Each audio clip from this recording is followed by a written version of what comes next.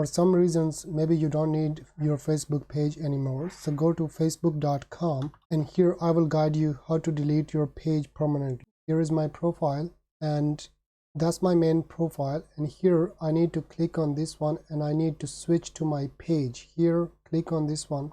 Now you are on your page. It has 12k followers, but I don't want this page anymore. So just go to these three dots and go to page and tagging. Now go to Facebook page information, and here you will see deactivate and deletion. Delete.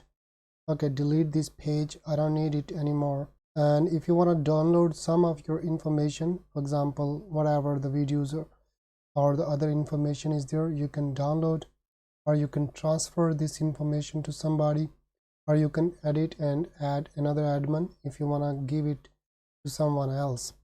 So you can do these options here.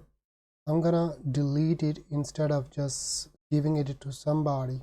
Okay, continue, and here you need to type passcode. Now hit continue and delete. Alright, now I'm back to my original profile and there is no page anymore. This is how you can easily delete a Facebook page. Thank you very much for watching, and subscribe for more editing tips.